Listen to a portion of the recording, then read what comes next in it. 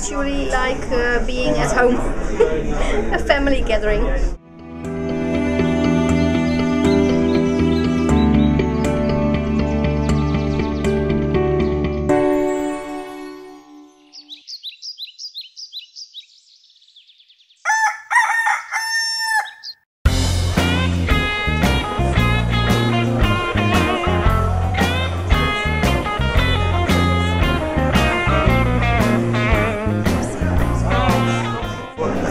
Social Brilliance, well, I've worked with Solera and Manisha for a long, long time, because it's this belief in people that everybody has got potential in them and everybody is a fantastic person, and we're all doing it in our different way, and there's lots of people around today, and we're all doing it a different way, so let's go and talk to somebody else and see how they're doing it.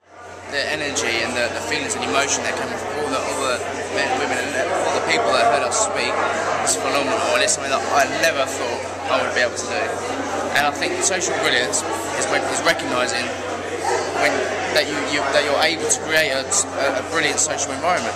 Social brilliance for me is that it is a win-win situation for everybody in the world. I'm on the right track.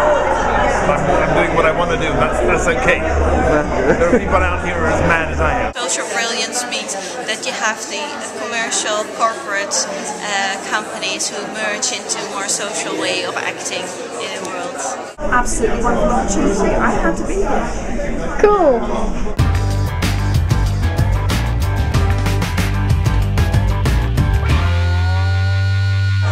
We're all connected, and recognizing that everything that we do individually has an impact on the whole.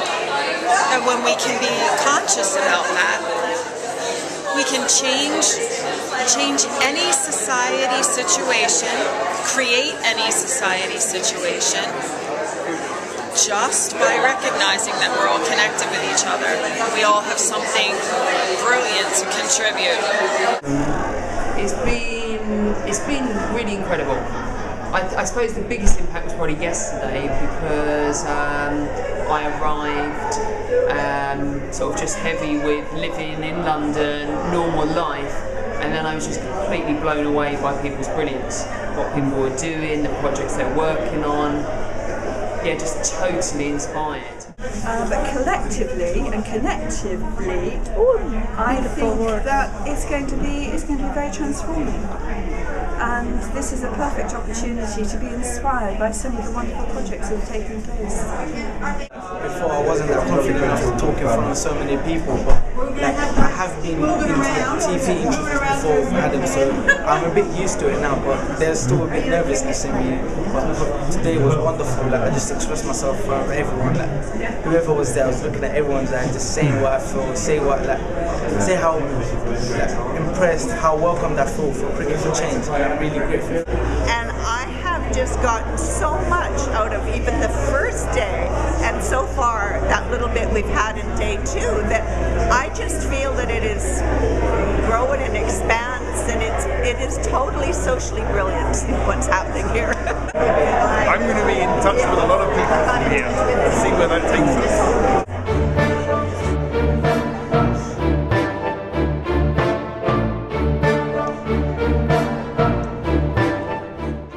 Collaboration, because when you're trying to do something big, when you've got a massive vision or a big dream, if you try to keep it in and hold it in, it can become overwhelming.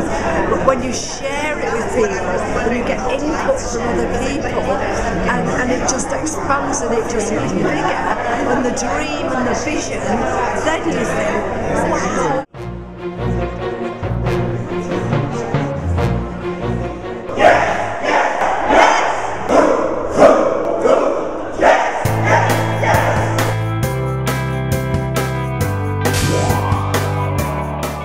Question of how organisations, maybe even competitors, can collaborate more effectively together, or co-opetition as it's sometimes called. I really do think that there is an opportunity for that within this broad sustainability movement. I think that the issues are very much converging around what is good for business and what is good for society. The interests of these organisations are converging, and even where there's competitors are concerned, there is a need for a much more systems approach rather than a siloed approach to tackling these challenges. Why not get different pharmaceutical companies together to address the issues of access to medicine, and do that jointly in conjunction with others, NGOs and government institutions? Why can't we get some of the food companies to come together to tackle the crisis around malnutrition and food prices? This is something that is non-competitive, and there is room, I think, for much greater systemic approaches that will involve the power of all the players in all the sectors to come together in new ways. And I think that's the role that the NGOs and governments, and in some cases social enterprises, have to convene these coalitions for change. Social enterprises do have a lot to teach large organisations, in my view. There is a real opportunity to drive linkages, greater connections between social entrepreneurs and their different business models and the large formed incumbent corporate organisations that are out there. The social enterprises can be the blueprints for change, can be the blueprints for a different type of model for northern large multinationals to engage in. Emerging market multinationals and businesses tend to have a lot more of that thinking already as part of their DNA and don't necessarily see as big a divide. So that survival becomes thrival, and that the force comes up through you and in you and around you and gives you the ability to speak new thought. And that thrivalicious force ignites others with new thought and new force. And that is the world coming alive. There's some form of conference, play space where it will be all young people talking about and using their voices and actually coming at it from this is what we think we should be doing in the world, the cosmos. That brings the world alive.